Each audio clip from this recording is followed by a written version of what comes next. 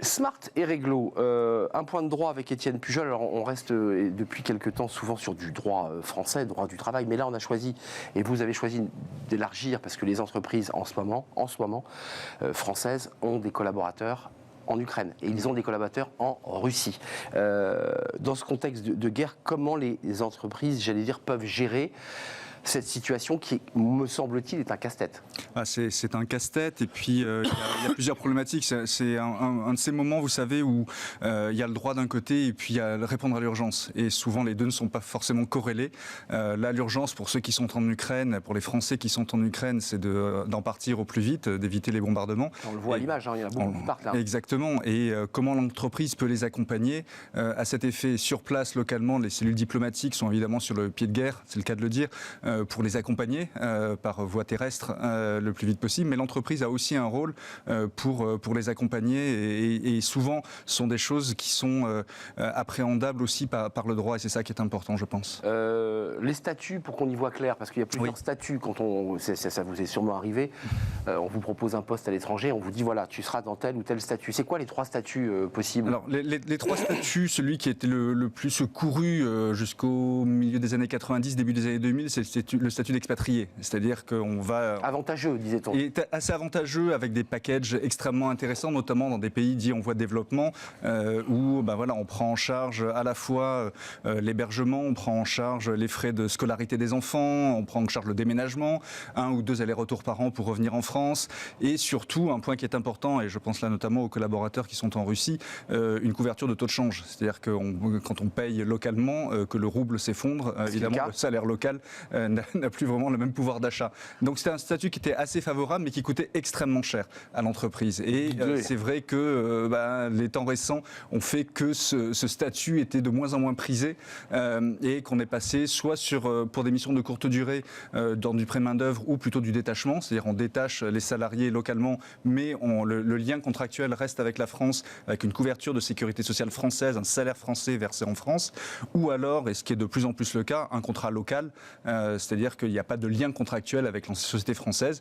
Le salarié de ressortissant français est recruté localement, en devise locale, par l'entreprise, par la filiale du groupe. Et là, évidemment, le salarié français est en quelque sorte traité de la même manière que les salariés locaux. Mais là, on rentre dans des détails, mais qui sont importants. Il bénéficie quand même du statut consulaire français, c'est-à-dire qu'il peut demander l'expatriation ou le retour en France. Alors, de toute façon, et ça, c'est des points que souvent les collaborateurs oublient, c'est quand on arrive pour s'installer pour une période significative dans un pays, il faut se déclarer aux autorités consulaires, que ce soit dans un pays dit développé, les États-Unis par exemple, au Canada, etc. Il faut ne pas oublier de le faire, ne serait-ce que pour s'inscrire sur la liste électorale par exemple, en vue des élections présidentielles, mais aussi effectivement pour parer des situations comme celle d'aujourd'hui. Il y a 3 semaines, personne ne pensait qu'il y aurait la guerre en Ukraine et évidemment les gens ont été pris de court et les entreprises aussi pour se préoccuper de leurs collaborateurs. Alors, et chacun de ces 3 statuts juridiques entraîne des conséquences différentes, puisque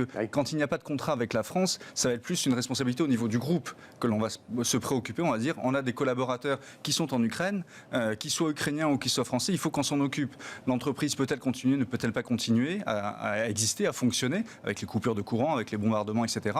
Ou est-ce que tout peut être fait en télétravail, et auquel cas on va exfiltrer nos collaborateurs, qu'ils soient français ou ressortissants locaux, et on va essayer de les accompagner pour qui en Pologne, qui n'importe où en Europe.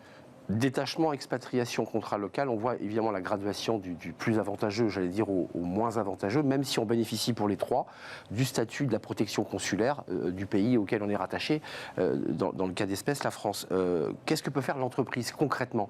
Elle affrète un jet quand il est encore possible de le faire, parce que toutes ces questions ont dû être posées. Ça arrive, et c'est vrai que c'est la première fois que ça arrive en Europe depuis très longtemps, mais ça se passait effectivement dans des pays africains, en Asie, quand il y avait des coups d'État en Birmanie, etc. Il y a évidemment la responsabilité du groupe de prendre la tâche avec les autorités locales en disant voilà, j'ai X personnes dans ce pays, il y a quand il s'est passé au Rwanda notamment, il faut nous aider à les sortir. Donc souvent, effectivement, il y a des moyens qui sont mis en place par les groupes quand ils en ont les moyens, mais quand ce sont des agents de l'État, par exemple, c'est le consulat, c'est les services diplomatiques qui le prennent en charge.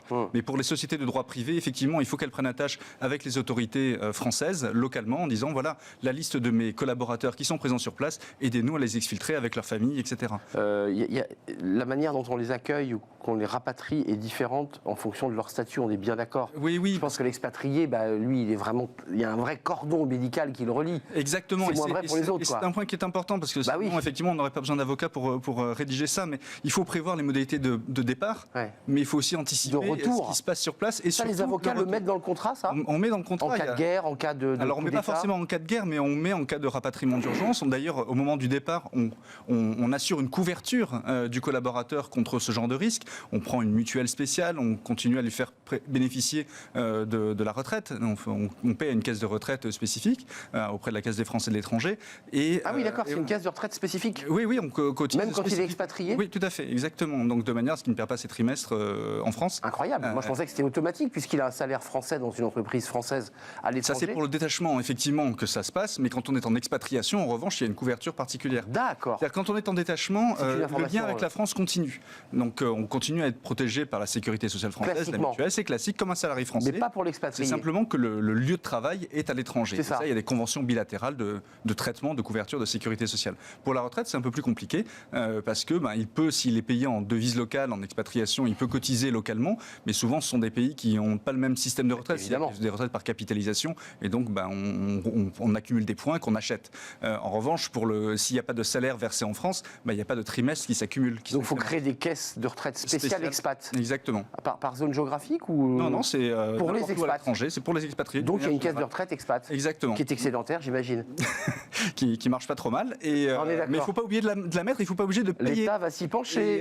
Non, mais il ne faut pas oublier de la payer. On voit souvent des collaborateurs qui reviennent d'expatriation, et c'est l'objet de beaucoup de contentieux dont nous devons nous occuper, où ils voient, tiens, il me manque des trimestres, alors que pourtant, j'étais en expatriation, qui en Chine, qui n'importe où, et on se dit, mais il me manque des trimestres. Monsieur l'employeur, qu'est-ce que vous avez fait avec les trimestres? Et certains viennent nous voir en disant, c'est vrai qu'on ne retrouve pas les trimestres, comment ça se passe? Il faut faire très attention à ça, et notamment au moment de départ, et vous avez tout à fait raison de le souligner, Arnaud, au moment du départ, il faut contractualiser tout ça, il faut prévoir ces éléments-là. Et puis quand on va dans des pays à risque, il faut prévoir évidemment des rapatriements en urgence. L'Ukraine n'était pas considérée jusqu'à la semaine dernière comme un pays à risque, mais quand vous alliez dans des pays sensibles, notamment malheureusement en Afrique, ou jusqu'à une certaine période en Birmanie, etc., vous prévoyez non seulement un salaire et une prime de risque, mais également des assurances spécifiques de rapatriement en urgence pour le collaborateur et ses proches. Donc ça veut dire que l'entreprise peut, je dirais d'une manière unilatérale, gérer le rapatriement de son salarié, ou est-ce qu'elle est obligée de passer par le réseau consulaire pour, entre guillemets, bénéficier du soutien de l'État? Parce qu'elle pourrait très bien, pour un cadre de très haut niveau, se dire j'ai un informaticien le meilleur de la tech, ce qui à mon avis est le cas aujourd'hui. Il y a beaucoup d'ingénieurs tech en Ukraine.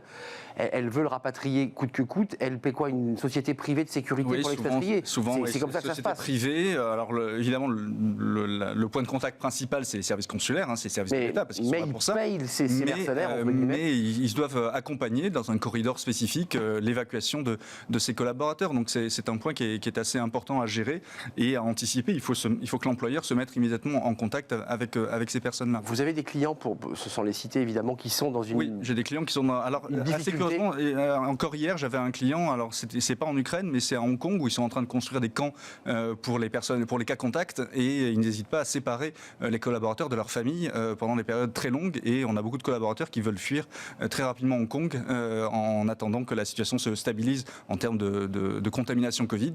Isolement des cas Covid. Ils ont déjà fait rentrer leur famille et eux veulent rentrer le plus vite possible, et donc se pose la question de comment on assure justement la continuité de sécurité sociale, le paiement, le travail s'il peut être télétravaillable, etc. Et d'ailleurs, un point avant de nous quitter qui est fondamental, le salarié veut rentrer d'Hong Kong, en l'occurrence, mais imaginons d'Ukraine, l'entreprise lui dit non, tu restes, tu as une mission à fournir. Est-ce qu'il y a rupture de contrat de travail s'il rentre sans l'autorisation de l'entreprise?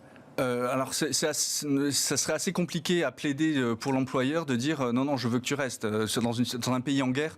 Pays en guerre, bien sûr, mais à Hong Kong, c'est plus touchy. Hein. Hong Kong, c'est plus sensible parce que si le poste est télétravaillable, la personne peut rester chez elle et ne jamais être qu'à contact. Donc, effectivement, il y a une balance à faire. Mais en termes de RSE, dont parlait votre prédécessrice sur ce plateau, c'est quand même assez important de se préoccuper aussi de la santé, évidemment physique, mais aussi mentale des collaborateurs qui est entouré de circonstances qui sont plutôt anxiogènes. Ouais, donc ça passe aussi par par la stratégie du COMEX, mais des RH. Il faut que Exactement. les RH se mobilisent sur ces sujets. Et ils doivent être très impliqués là-dedans parce que c'est eux qui vont piloter ça, qui vont être en front line pour piloter ça. Merci. Étienne Pujol, avocat en droit social, cabinet Berilo. C'était un plaisir de vous accueillir comme chaque semaine. On fait une courte pause. On va revenir en France, encore que.